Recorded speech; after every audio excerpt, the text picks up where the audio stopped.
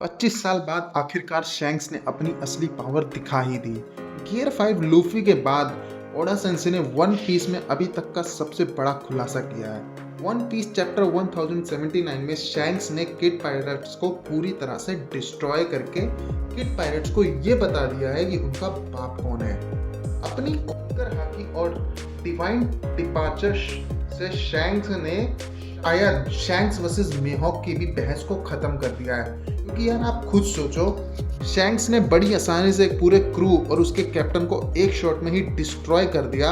वो भी कोई मामूली पायरेट नहीं था, किड पायरेट था जिसके ऊपर 3 बिलियन से ऊपर बाउंटी है और उसने बिग मॉम को भी हराया है। और अगर हम वही बात करें मिहोक की, तो हो सकता है कि मिहोक शैंक्स से बेटर स्वॉर्ड्समैन हो, पर जब हम बात करें स्ट्रेंथ, पावर और हाकी की, तो केवल कुछ ही लोग हैं जो शैंक्स को compete कर सकते हैं, और वो है प्राइम वाइट बियर्ड और prime Roger, the king of pirate. और वही हम अगर करंट टाइम की बात करें तो केवल एक ही पायरेट है जिसकी स्ट्रेंथ को पूरी तरह से अभी दिखाया नहीं गया, और वो है ब्लैक बियर्ड। वो भी सीधे लूफी की तरफ जा रहा है। चिंता मत करो दोस्तों, मुझे नहीं लगता कि लॉ ब्लैक बियर्ड से हार गया होगा, ऐसा तो अभी तक नहीं लगता है। दोस्तों, जो शिप हमें ब्लैक बियर्ड की एग हैंड आइलैंड के पास दिखाई है उसमें ब्लैक बियर्ड नहीं होगा।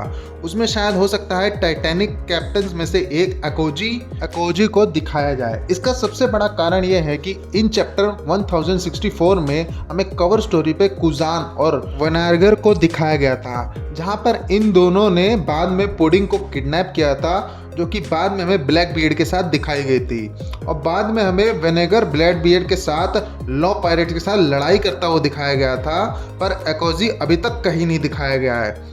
को किडनैप करने के बाद ब्लैक बियर्ड को ये पता चल गया होगा कि पुडिंग के पास थर्ड आई ट्राइब की ताकत तो है, पर उस पावर को यूज करने के लिए ट्रू अवेकनिंग की जरूरत पड़ती है, जिससे आगे स्टोरी में बाद में पुडिंग पोनीग्लिफ को पढ़ने में ब्लैक बियर्ड की मदद कर सके। और पूरे वन पीस वर्ल्ड में केवल एक ही बंदा है जो कि पुडिंग की मदद कर सकता है उसकी पावर को एक्टिवेट करने में, और वो है the real Vegapunk, the genius scientist. जैसा कि हम जानते हैं एकोजी फॉर्मल एडमिरल रह चुका है, तो उसके पास वो सारी जानकारी होगी जो वेगापंक रिसर्च करता था, और यही सही समय है वेगापंक को ब्लैक बियर्ड के पास ले जाने के लिए, क्योंकि वर्ल्ड गवर्नमेंट डॉक्टर वेगापंक को एलिमिनेट करना चाहती है। और दोस्तों, ऐसा भी हो सकता है कि हमें आगे आने वाले चैप्टर में किजारू सैटर्न वर्सेस एकोजी देखने को मिले, क्योंकि दोस्तों आपको तो पता ही है ओडा सेंसे हमेशा कुछ ऐसा नया करने की कोशिश करते हैं जो वन पीस कम्युनिटी फैन को चौंका देती है। Now moving back to the chapter, कुछ घंटे पहले योक को समझ आता है कि वर्ल्ड गवर्नमेंट कभी भी उसको एक सेलेस्टियल ड्रैगन नहीं बनाएगी, बल्कि उसके उल्टा वर्ल्ड गवर्नमेंट बाकी वेगापंकों के साथ उसको भी मारना चाहती है। पर चिंता की कोई बात नहीं है, क्योंकि यॉर्क ने पहले से ही एक जीनियस प्लान बना के रखा हुआ था। उसने सभी सेराफिम को ऑर्डर दे दिया कि एग आइलैंड पर सभी लोगों को मार दे, केवल खुद को, स्टेला को और जितने भी बंदे बेसमेंट में कैदी हैं उनको छोड़ के।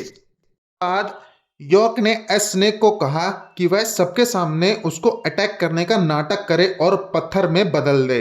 बाद में जब कोई ना देख रहा हो या किसी की नजर ना हो तो चुपके से वह उसको नॉर्मल कर दे।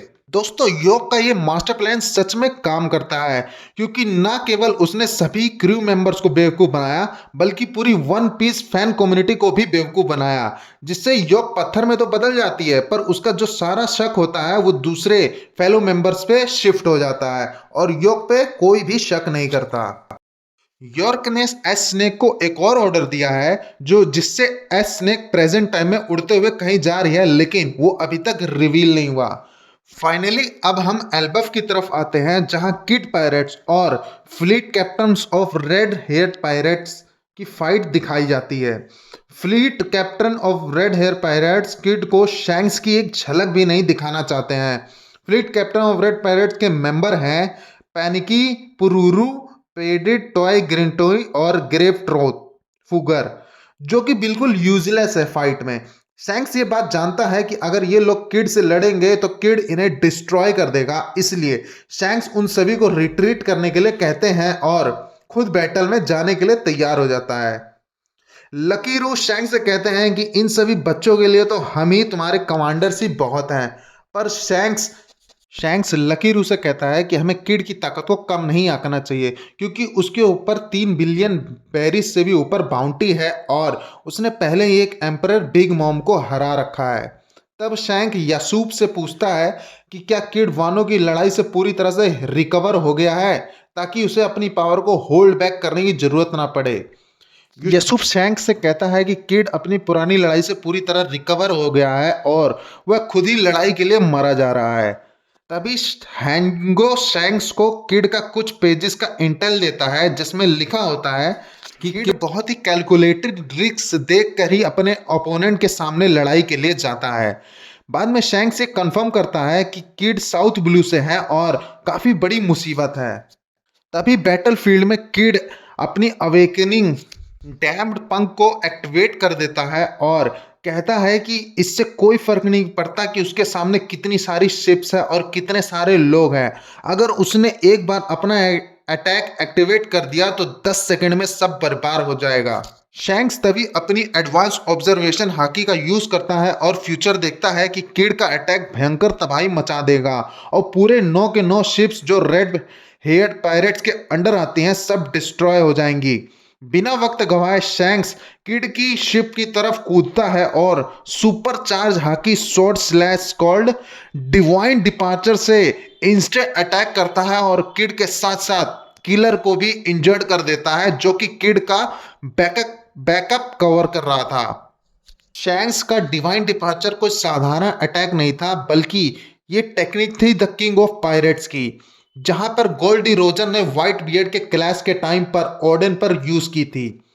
दोस्तों ये पैनल हमें दर्शाता है कि शैंक्स ने शायद प्राइम गोल्डी रोजर को भी सरपास कर दिया है। शैंक्स केवल अपने एक हाथ के अटैक की पावर से हैवी काउस क्रिएट कर सकता है और सिर्फ वन शॉट में किड पायरेट्स को हरा देता है।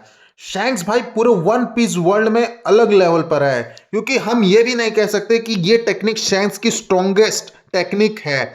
Shanks already shows us that he is a god haki user in One Piece world. Shanks ने न केवल एडवांस ऑब्जर्वेशन हाकी की मदद से 5 मिनट पहले फ्यूचर में देखा, बल्कि हम ऑब्जर्वेशन किलर के नाम से भी शैंक्स को जानते हैं। अपने कैप्टन और वाइस कैप्टन किलर दोनों को इंजर्ड देखकर किड पायरेट सरेंडर कर देते हैं, ताकि शैंक्स उनके कैप्टन को जान से ना मारे, और इसके लिए वह पॉनीग्लिफ की दोनों कॉपी शैंक्स को दे देते हैं। पर डोरी और ब्रोगी अचानक पता नहीं कहां से पावरफुल हाकी अटैक करते हैं, जिससे किड पायरेट की शिप पूरी तरह से डिस्ट्रॉय हो जाती है। ये दोनों यंगर पायरेट्स को ये सबक सिखाते हैं कि अगर आप किसी के ऊपर बंदूक तानेंगे तो उसका सेम परिणाम आप पर भी हो सकता है। अब शैंक के पास बिग मॉम और काइडो दोनों के पॉनीग्लिफ की कॉपी है, और ऐसा भी हो सकता है कि उसके पास जो की कॉपी पॉनीग्लिफ की भी कॉपी हो, क्योंकि गोल्डी रोजर जो भी एक बार विजिट किए थे, तो हो सकता है कि शैंक्स जो का लोकेशन पहले से ही जानता हो और उसके पास ऑलरेडी ही वहां के पॉनीग्लिफ की भी कॉपी हो। क्या शैंक्स के पास चारों पॉनीग्लिफ की कॉपी है? इस थ्योरी का आपके बारे में क्या कहना है, आप हमें कमेंट सेक्शन में जरूर बताएं। वीडियो पसंद आई हो तो प्लीज वीडियो को लाइक जरूर कर दीजिएगा।